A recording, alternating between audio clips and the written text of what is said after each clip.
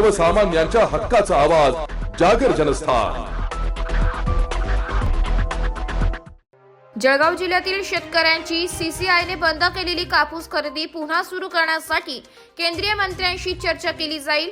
कोणत्याही परिस्थितीत शेतकऱ्यांचा उत्पादित माल घरातच राहणार नाही याची काळजी राज्य शासन घेईल। या परिसराचे चित्र बदलण्यासाठी आवश्यक ते सहकार्य राज्य शासन करेल असे प्रतिपादन मुख्यमंत्री देवेंद्र फडणवीस यांनी केले।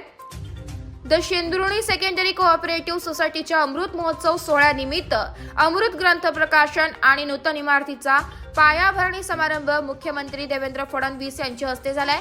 यावेळी आयोजित शेतकरी मेळाव्यात ते बोलत होते। कार्यक्रमाला केंद्रीय राज्यमंत्री रक्षा खडसे, राज्याचे पाणी पुरवठा व स्वच्छता मंत्री तथा जिल्ह्याचे पालकमंत्री गुलाबराव पाटील, जलसंपदा मंत्री गिरीश महाजन, खासदार स्मिताताई वाघ, आमदार संजय कुटे, सुरेश भोळे, मंगेश चव्हाण, जिल्हाधिकारी आयुष प्रसाद, जिल्हा परिषदेचे मुख्य कार्यकारी अधिकारी अंकित, पोलीस अधीक्षक महेश्वर रेड्डी, संस्थेचे अध्यक्ष संजय गरुड उपस्थित होते।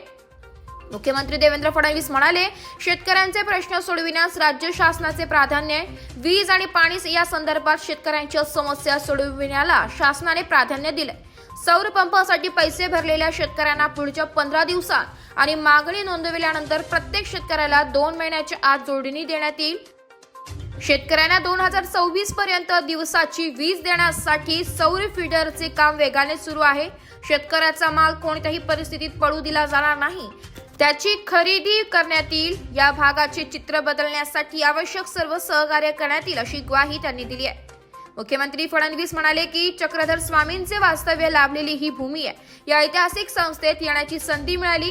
स्वातंत्र्य लढ्याच्या पार्श्वभूमीवर ही शिक्षण संस्था स्थापन झाली आहे। गावातल्या मुला-मुलींना उत्तम शिक्षण मिळावे यासाठी गजाननराव गरुड यांनी या संस्थेची स्थापना केली आहे। शिक्षण संस्थेच्या माध्यमातून विद्यार्थ्यांसाठी अनेक सुविधा उपलब्ध करून दिल्या आहेत। संस्थेच्या समस्या सोडविण्याचा प्रयत्न करण्यात येईल असे त्यांनी सांगितले। या संस्थेच्या माध्यमातून अनेक विद्यार्थी नावारूपाला आले। स्वतः बापूसाहेब गरुड यांचे अनेक भाषांवर प्रभुत्व होते, विविध विषयांचा व्यासंग होता। या चतुरस्त्र व्यक्तिमत्वामुळे ते प्रसिद्ध झाले।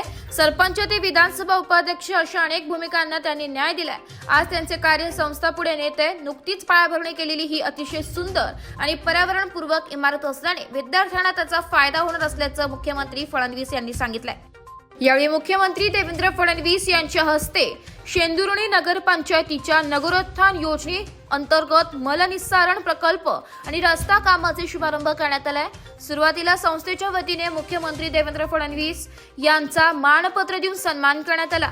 प्रास्ताविक संस्थेचे अध्यक्ष संजय गरुड यांनी केले। या कार्यक्रमात संस्थेचे पदाधिकारी, विविध ग्रामपंचायतीचे सरपंच आणि सदस्य नागरिक मोठ्या संख्येने उपस्थित होते। जागर जनस्थानसाठी प्रतिनिधी फराज अहमद, जामनेर, जळगाव।